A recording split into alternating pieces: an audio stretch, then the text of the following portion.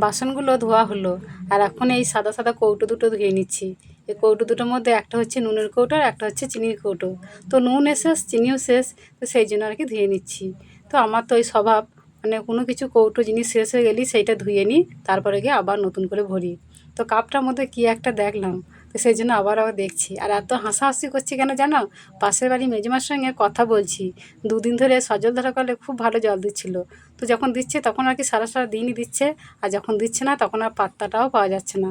তাই দুদিন ধরে আর কোনো পাত্তাই নেই, তো সেই জন্য হাসাহাসি করছি। তো গুড মর্নিং বন্ধুরা, কেমন আছো তোমরা? আশা করছি ভালো আছো, সুস্থ আছো। ঝুমকি হাজরা ব্লগ চ্যানেলে তোমাদের সবাইকে স্বাগত। আর আমিও ভালো আছি। এখন এই লাল ঝাঁঝরিটা ধুয়ে নিচ্ছি। এই ঝাঁঝরির মধ্যে ওই রান্নার বান্নার মশলা কৌটোগুলো আর কি ভরা থাকে। তো আর কি মানে ছড়িয়ে ছিটিয়ে আমি রাখি না গো, মানে এক জায়গায় এই ঝাঁঝরির মধ্যে ভরে রেখে দিই, দিয়ে একসঙ্গে নিয়ে আসি, সুবিধা হয় মানে রান্না করার সময়। এটা আমার অভ্যাস, কোনো কিছু নোংরা দেখলেই সেটা কতক্ষণে ধুয়ে মুছে পরিষ্কার করব। এটা আমি মায়ের থেকে শিখেছি। আমার মাও যে খুব পরিষ্কার, মানে কোনো কিছু নোংরা আর কি দেখতে পারে না। তো সেই জন্য আর কি আমিও হয়েছি, আবার আমার বোনও তাই। আমার বোন তো আমার থেকেও আরও পরিষ্কার। বিয়ের আগে আমি কোনো কাজকর্ম করতামও না, আর জানতামও না। আর আমার মা সেইভাবে আর কি বলেও নাই কাজ করতে, তাই কোনো দিনও করি নাই আর কি। তো সেই জন্য যা কিছু শিখেছি বা করছি সংসারে কাজকর্ম সব কিছুই মানে বিয়ের পর থেকেই আর এখানে এসে শিখেছি। তো এই যে এখন এই মশলা কৌটোগুলো একটু মানে মুছে নিচ্ছি ভালো করে, ভিজে ন্যাংরা দিয়ে। বালতির মধ্যে জল আছে, দিয়ে আর কি ভালো করে মুছে নিচ্ছি। সব আর কি তেল চিটচিট করছে। আর এই দিকে আমার শাশুড়ি দেখো কি করছে, কাজ নাই তো করি কি, বসে বসে মাছি তাড়াইছে। মানে মাছি তাড়াইতে আর কি খুব ভালোবাসে, কাজ না থাকলেই বসে বসে ওই করে আর কি। আর আমি মশলা কৌটোগুলোর মধ্যে একটু করে মশলা আছে, সেই জন্য আর ঢাললাম না, ওই একটু করে মুছিয়ে দিচ্ছি। তো বিট্টুর বাবা কাজে চলে গেছে, কাজে যাওয়ার পর আর কি আমি এই কাজগুলো করছি। আর এখন হলুদে কৌটোয় হলুদ ভরে রাখবো।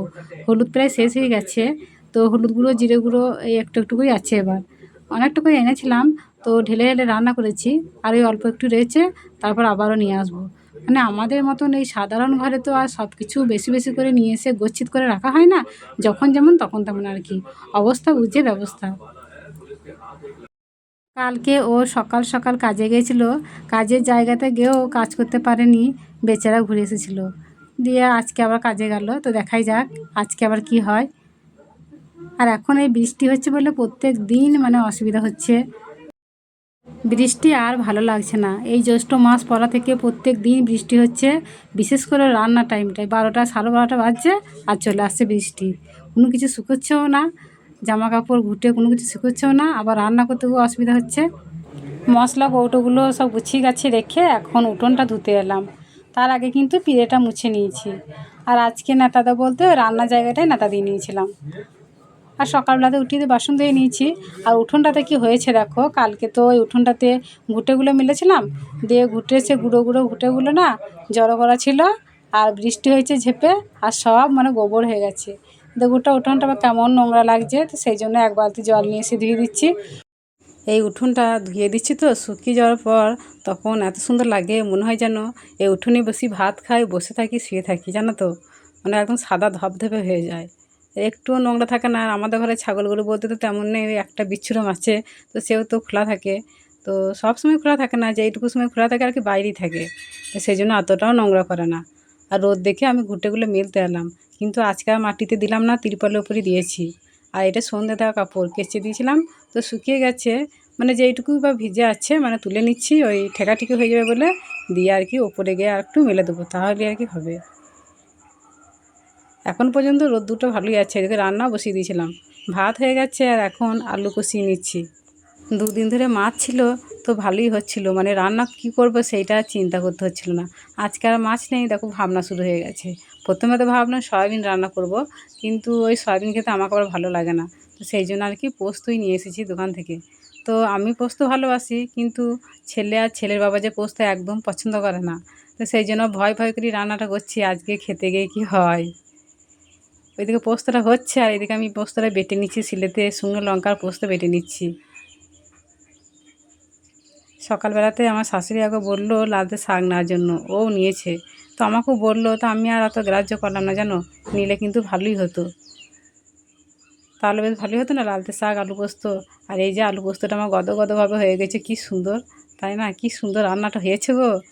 আমার ননদ না আমার হাতে আলু পোস্ত খেতে খুব ভালোবাসে, মানে বলতো আর কি যে তুমি খুব সুন্দর আলু পোস্ত রান্না করতে পারো। তা সত্যিই সুন্দর হয়েছিল খেতে, কিন্তু যারা ভালোবাসে না তাদেরকে কে ভালো লাগবে বলো? তো আমার রান্নাটা হয়ে গেছে, এবার ঢেলে নিচ্ছি। আর লম্বা লম্বা শুকনো লঙ্কা দুটো তেলে ভেজে নিচ্ছি, ভাতে আলু দিয়েছি তো আলু সানবো তো সেই জন্য। তো আজকে রান্না হবে আলু পোস্ত, আলু সেদ্ধ, ডিম ভাজা আর একটুখানি মাছের টক আছে ওই।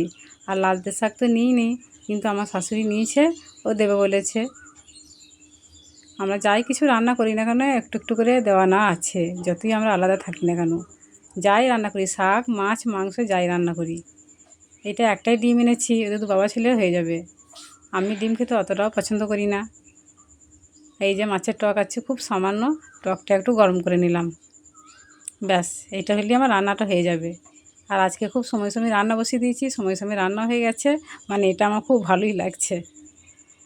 আর এই যে আমার শাশুড়ি লালতে শাক দিচ্ছে, আর বিট্টু এদিকে অলরেডি খেতে বসে পড়েছে, আর এইদিকে আমরা ভাত বেড়ে নিয়েছি, এবার খাবো আর কি। ভাত খেয়ে আজকে ভালোই ঘুম হলো, মানে 4:30টার সময় উঠলাম ঘুমিয়ে।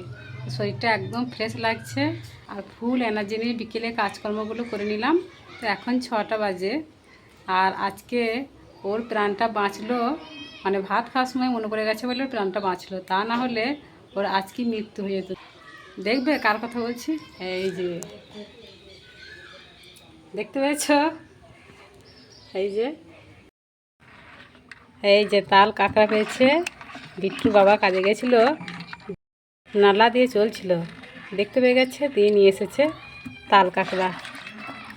ওরা খেতে খুব ভালোবাসে বাবা ছেলে, তো আমিও ভালোবাসি, কিন্তু ওই ঝাল বা ভাজা এসব করলে ভালো লাগে না, টক খেতে ভালো লাগে। জল দিয়ে রেখে দিয়েছি, যদি বেঁচে থাকে কাল টকই করবো। কি সুন্দর চলছিল এখনই খড়খড় করে।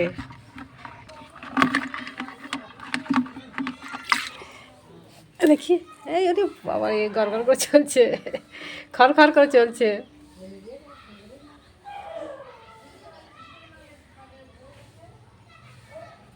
ভীষণ বেসে যাচ্ছে, এই মধ্যে কত দূর চলে গেল। দাঁড়া, কোথায় চললি তুই? দাঁড়া, হ্যাঁ, দাঁড়া দাঁড়া দাঁড়া।